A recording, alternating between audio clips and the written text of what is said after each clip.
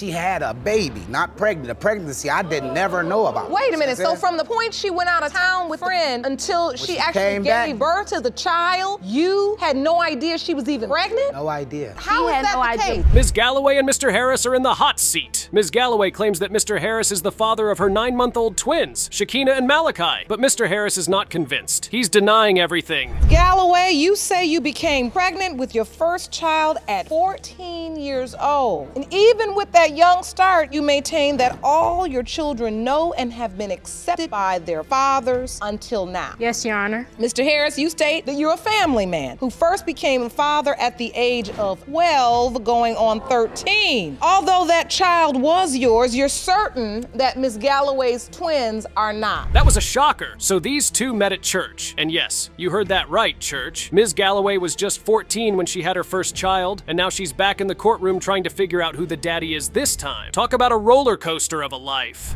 We ended up needing a ride home on a particular day, and the guy that I was dating called him up. And so he came and gave us a ride to my apartment complex. The guy that I knew, you walked down the street to, drop his kids off, and Mr. Harris here helped me to the door with my groceries. And he said, so when you gonna let me in the house? Fast forward to a fateful night where Ms. Galloway and Mr. Harris find themselves in an abandoned van. Things escalate quickly, and before you know it, they're getting busy in the back seat. Oh, the scandal. But wait, it gets even juicier. Okay, that's not true. Go past that part. Okay, so we end up getting involved. We did get involved in that van the next morning because that night, I felt comfortable with it. I felt like it was okay or whatever. You met him in church. Yes. And the next thing you know, you having sex with him in an abandoned van? Yes, ma'am. So Mr. Harris claims it was only a quick 3 minutes, but Ms. Galloway begs to differ. She says it was a solid 45 minutes of passion. Who do you believe? I don't know about you, but I'll need to let this play out before picking a side. Is when my cycle was supposed to show, and it didn't. And it was. Well, I guess it wouldn't. All this unprotected sex. Do you all understand when you don't use protection, you can get pregnant? You do understand that? Yes, ma'am. But you're still doing it? Yes, ma'am. So you come up pregnant. Yes, ma'am. What do you say? What do you tell him? Okay, so January 18th is when I took the home pregnancy test. And that's when I sent him the text message and the pictures. After their steamy van encounter, Ms. Galloway finds out she's pregnant with not one, but 2 babies. She rushes to the emergency room and the doctor confirms the news. 2 babies on the way. Can you imagine the shock on both their faces? Mr. Harris, you're saying that Ms. Galloway also slept with some other musicians that played at the church with you? Lonnie is a musician. He plays the keyboard. And Lonnie is Mr. Samuel. Right, Mr. Lonnie Samuel. And he's here in court with us as well. I'm so glad because Mr. Samuel me and Mr. Samuel was cool until we fell out behind a woman. Things just got a lot more interesting. Mr. Harris is adamant that he's not the father of these twins. He's out here claiming he's a family man and that these babies are not his. Ms. Galloway, on the other hand, is standing her ground, saying he's the daddy. You have no doubt.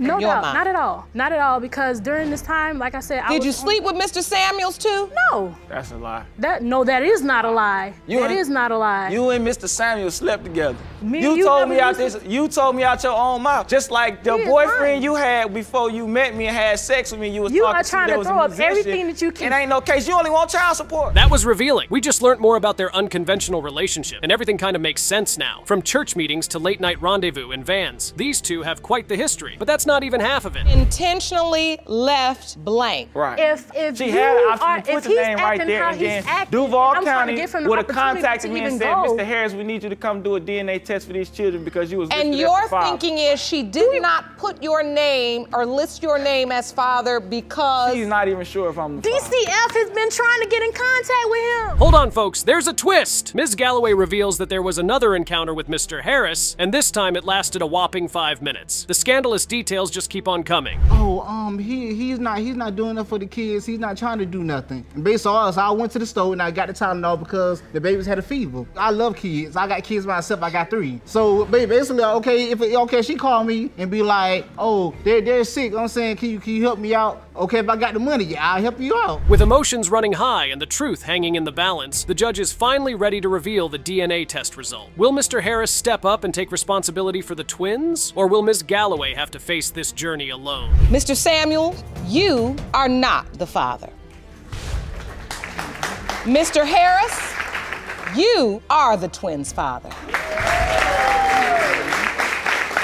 My research says that you're in fact the biological father. If you thought that last case was crazy, you're probably not ready for this one. So, we've got Jordan here, who's brought her ex-boyfriend Mr. Rothwell to court to prove that he's the father of her 1-year-old daughter, Jade. She's tired of carrying the financial burden on her own and wants him to step up. But Mr. Rothwell, well... Miss Patterson, you have petitioned the court for a DNA test to prove to your ex-boyfriend, Mr. Rothwell, that he is the father of your 1-year-old daughter, Jade. Yes, Your Honor. You claimed he abandoned you, stuck you with bills, and now your parents are forced to help you raise your daughter. Yes, Your Honor. But after today's DNA results, he will pay. You're right. Jordan spills the tea on their relationship. They met in high school, had an on-again, off-again thing. And surprise, surprise, he was a cheater. But when she found out she was pregnant, things took a turn. Mr. Rothwell went from, "That's not my baby," to, "I'll do what I have to do." Talk about a roller coaster of emotions. Mr. Rothwell, you say Miss Patterson has her parents fooled into believing she's not a cheater, and you refuse to be the fool for taking care of a child that's not yours. Yes, Your Honor. All right, so Miss Patterson, does Mr. Rothwell have any reason to deny your daughter? No, Your Honor, and today I will prove that he is the father. I'm tired of doing everything by myself. I had to rely on my parents to do everything. That was spicy. So apparently Jordan's family took Mr. Rothwell in like one of their own. They clothed him, fed him, treated him like a son-in-law, and now they feel betrayed. Her dad is fuming, calling Mr. Rothwell a deadbeat and demanding he step up for his daughter. It's a family affair, folks. My birthday, I didn't have my regular monthly. So we took a pregnancy test, and I could see in his eyes that he was scared. So he made up some excuse. When we came back from this trip, we got into a big argument. And, so I didn't see him until December. But all through this time, he telling me, that's not my baby. It's not. And then all of a sudden in December, you said, I'm going to step up and do what I have to do. Mr. Rothwell, on the other hand, is sticking to his guns. He's adamant that Jade is not his child, despite the family resemblance that Jordan's parents are quick to point out. But hey, who needs DNA when you've got a grandpa's intuition, right? They did take you in? They did take me in, but that was their decision. I didn't go there and say, hey, can you take me in, crawl into their door. When you say, hold on, when you say take you in, did you actually live with them, or meaning they accepted you? He lived with us. It was he lived with us. I didn't want him to. We clothed him, we bathed him, fed him, treated him. My mom treated him like a son. The courtroom is heating up as Jordan and Mr. Rothwell go back and forth, each sticking to their version of events. Jordan's determined to prove paternity, while Mr. Rothwell is standing his ground, refusing to accept responsibility for a child he claims is not his. Baby, man, it's your baby. You just sad. There's no comparison. He's a sad person. He's sad. I can't call him Mr. Nothing. There's no resemblance. I can't even say Mr. Like him. That's his twin. Look at her. She look at her. She looks just like his mouth and all. She doesn't. The only thing is different is she's brown skinned, and you are so stupid, man. You're losing a lot of great things in life. It's becoming more and more clear that there's more to this story than meets the eye. High school sweethearts turned bitter enemies, family ties strained, and a baby caught in the middle. It's a crazy situation, and it's about to get crazier. So I'm not the type of person just gonna let him be out in the street. I even gave him money to go get him the gas so he could find him a new job. I didn't ask for what I'm saying? I didn't ask for him. He didn't ask me for it, and I didn't ask for it back. I told him, all I want you to do is get a job and take care of your responsibility, man. But wait, there's more drama to come. Jordan's parents are not holding back, letting Mr. Rothwell know exactly how they feel about him. They're not mincing words, and the courtroom is buzzing with tension. Will the truth finally come out, or will this case end in even more heartache and confusion? I had to move back in with my parents because I can't raise my daughter by myself. But I feel like he cared more about that dang old truck that he got. Yes, indeed. More than my child. What truck is this? Look at this truck he has. Please, I got evidence. Bro, will you show me? I mean, why does it matter? Will you hand me that evidence? It's not only your truck. I went in half on that truck, and the repo man gonna come get it if you don't step up. It was my money. The DNA test results are about to be revealed, and the tension in the courtroom is at its peak. Will Mr. Rothwell be proven to be Jade's father, or will Jordan's hopes be dashed once again? The stakes are high, the emotions are raw, and the truth is finally within reach. Mr. Rothwell, you are the father. I told you. Stupid. I told you. You owe my child an apology, and you owe my family an apology for putting us through this. Mr. Rothwell, do you now understand the responsibility you have to this child? Mr. Jungvert and Miss Sandknop are the classic definition of calm before the storm. They were high school sweethearts, started a family, and were all set to tie the knot. But hold on to your hats, because things took a sharp turn. Mr. Jungvert, you claim the defendant's infidelities not only caused you to cancel your wedding, but also now to doubt about paternity of her 2-year-old daughter, Peyton. You're demanding a paternity test to prove you are not father. Ms. Sandnop, you thought you were doing the right thing by being honest with Mr. Youngvert. So Miss Sandnop dropped a bombshell on Mr. Youngvert about a drunken one-night stand that left him questioning the paternity of their daughter. Pate, talk about a plot twist. Mr. Youngvert was over the moon when he found out he was going to be a dad. He even proposed within minutes of hearing the news. Now that's what I call a whirlwind romance. Came clean about it. I mean, if he's still having trust issues, then what are we doing here? Why are we still together? He forgave me for it. He says he's unable to move forward with the wedding until he knows for sure. Yes, yes, Your Honor. And that hurts you as well? Yes. Because you feel like you were honest? Yes, Your Honor. And I feel like if I was honest with him about that one time, then why would I still lie? But then things went south when Miss Sandnop confessed to a night of heavy drinking that ended in a mysterious bed with no memory of what went down. Miss Sandnop was left scrambling for answers, and Mr. Youngvert was left like this. He didn't believe it was the truth. So you were very happy? Oh yeah, extremely. I can see the emotion right now, even when you think about it. I was beside myself, you know. Couldn't say we were ready, but we got ready fast. We were ready. You found out you were having a baby. Yeah, I made her dinner. I was excited. The tension in the courtroom was palpable as Miss Sandnop tried to piece together the events of that fateful night. But with no memory of what happened, it was like trying to solve a puzzle with missing pieces.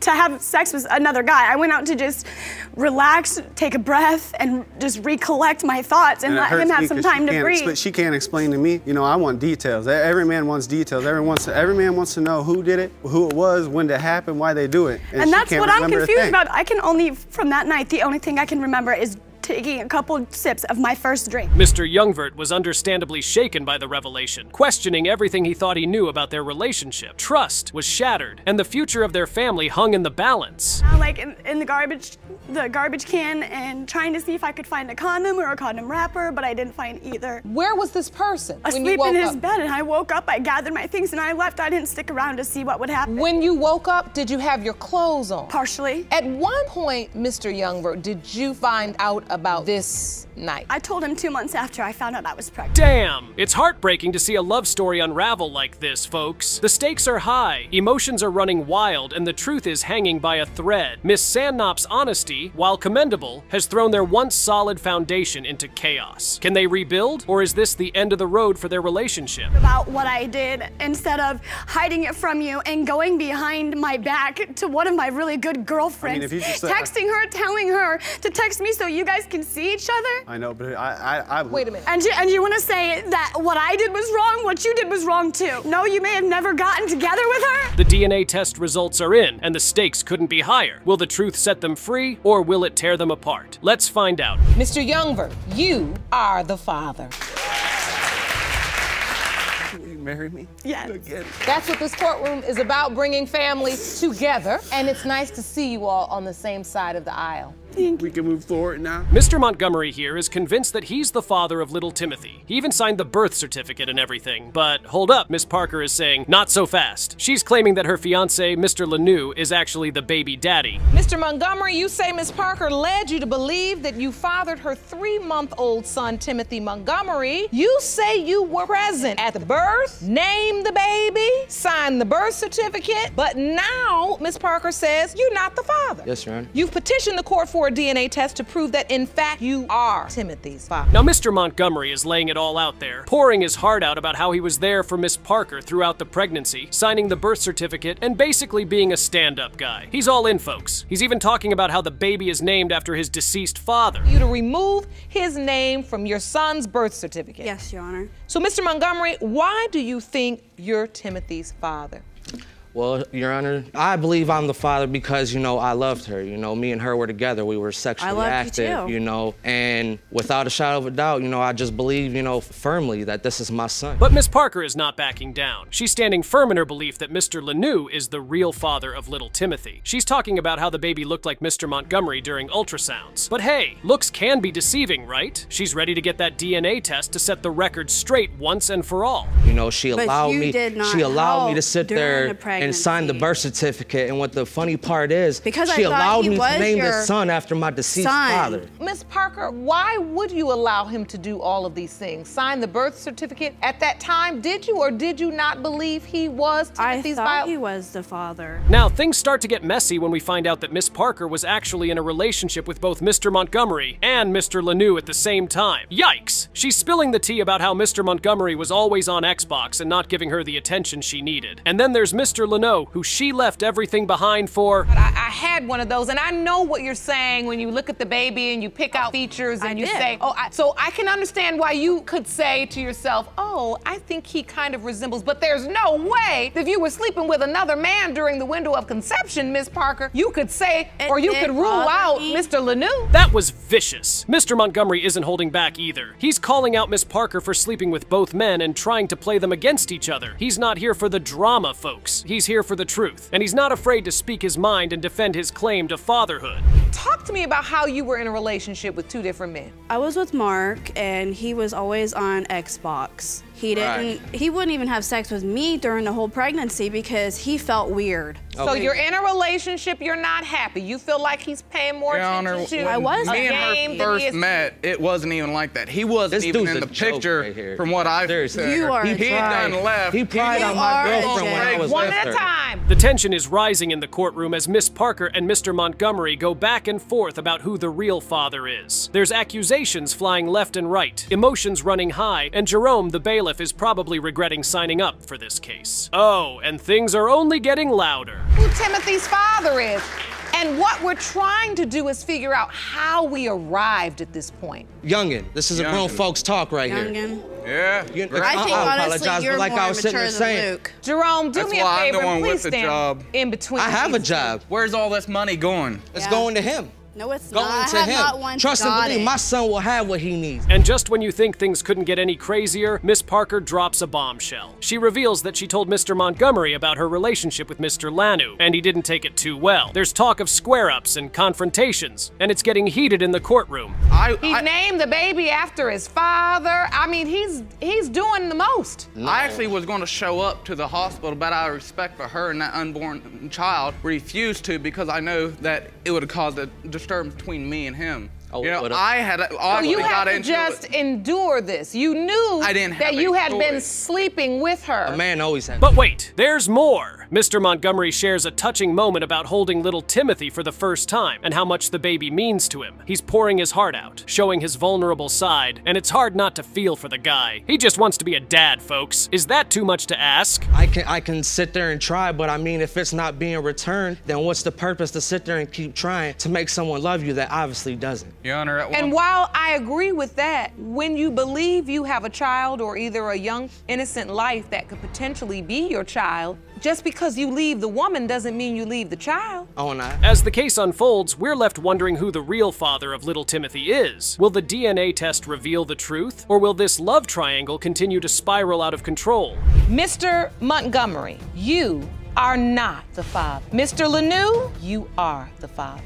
In my eyes, that's still my son. Miss Parker, how do you feel right now? I'm happy. Mr. Lanou is the father of my son Timothy because he's more involved with Timothy. Mr. Hollins is here demanding a DNA test because he believes he is not the father of Ms. Anderson's 17-month-old daughter, Chloe. The tension is already high as Mr. Hollins claims he's been paying child support for a child he's not even sure is his. Mr. Hollins, you are demanding a DNA test today because you say you are not the father of Ms. Anderson's 17-month-old daughter, Chloe. Yes, you claim to be paying support for a child. It's not yours. Yes, sir. Ms. Anderson, you say Mr. Hollins need to step up and take responsibility for his actions and his child. Yes, Your Honor. Ms. Anderson insists that Mr. Hollins needs to step up and take responsibility for his actions and his child. The judge wastes no time getting to the bottom of things. She questions Mr. Hollins about why he failed to show up for the DNA test multiple times. And he never went to court to take the DNA test. 4 times. He failed to appear 4 times. times. Your Honor, that's not right. 4 times you failed to appear? No, what happened was my mother had two brain aneurysms. That's the reason why I failed to appear. You see what I'm saying? Your Honor, the first time he failed to appear, he said he was out of town. The second time, he said he overslept. The third time, his mom was in the hospital. And the fourth time, he overslept and his mom was in the hospital. His excuses range from his mother's health issues to oversleeping. It's like a laundry list of reasons why he couldn't make it to court. But Ms. Anderson isn't buying it, and she's not afraid to call him out on his no-shows. She'll pay child support in the amount of $62 monthly for 1 child. Yes, Your Honor. And then you have to pay health care expenses. So the bottom line is you were ordered to pay child support and you've been paying it. Yes, ma'am. No, Your Honor. In all, I received $100 from Mr. Hollins. No, she lying. I didn't pay $400. They take money out my check. So apparently, Mr. Hollins and Ms. Anderson were once in a relationship, but things took a turn when another woman claimed she was pregnant by Mr. Hollins. The drama doesn't stop there, folks. Ms. Anderson reveals that Mr. Hollins joked about not wanting either of them if he couldn't have both. We were on the three-way with a girl. He didn't know that I was on the phone, and he basically said if he couldn't have both of us, he didn't want neither of us. That is not how it went. He thought it was all a joke, as if, you know, I wasn't gonna take it serious. So you continued the relationship? Yeah, we continued the relationship. I had a friend who was going out of town. He said, could I go with him and his mother and his daughter? The plot thickens when Ms. Anderson decides to go out of town with a male friend, despite Mr. Hollins' objections. He gives her an ultimatum, but she chooses to go anyway. The tension between them is palpable, and you can cut it with a knife. The things that has happened since she was born, stuff that's been said, I never thought that me and Mr. Hollins would be like this today. Your Honor, so we was cool, we was in a relationship, everything was good. When she chose to do the wrong thing, you see what I'm saying? We had already talked. I said, no, I want you to go. Your Honor, I went out of town. You must have didn't care that much, you know? I dealt with the fact that the girl... Mr. Hollins expresses his doubts about Chloe's paternity, citing the lack of honesty in their relationship. He feels betrayed and hurt by Ms. Anderson's actions. On the other hand, Ms. Anderson defends her choices, claiming that she made a mistake and should be forgiven. The courtroom is divided, and the judge has her work cut out for her. She had a baby. That she had a baby or that she was pregnant? She had a baby, not pregnant. A pregnancy I didn't never know about. Wait a minute, so from the point she went out of town with the friend until she actually gave birth to the child, you had no idea she was even pregnant? No idea. Your Honor, how is that the case? Because I had no idea I was pregnant until the day I had her. The tension reaches its peak as both parties stand their ground, each adamant about their version of events. It's a classic case of he said, she said, and the judge is left to unravel the truth. The drama is at an all-time high, and we can't look away. Hollins never responded. I then talked to my best friend, and I told her that I wanted to tell him about Chloe. So she called Mr. Hollins. We put Mr. Hollins on a three-way, and I told him about the baby, and I asked him did he want a DNA test. Your Honor. Because me and Mr. Hollins had not seen each other in over 6 months. The judge prepares to reveal the results of the DNA test. The anticipation in the courtroom is palpable, and everyone is on the edge of their seats. Will Mr. Hollins be proven to be Chloe's father, or will the truth be something no one saw coming? Mr. Williams, you are not the father. Mr. Hollins, you are her father. Thank you. I just feel like if she would have kept it 100 with me from the beginning and told me everything, you know, I could have been there. I could at least help. I hope you understand what happened here. It can repeat itself.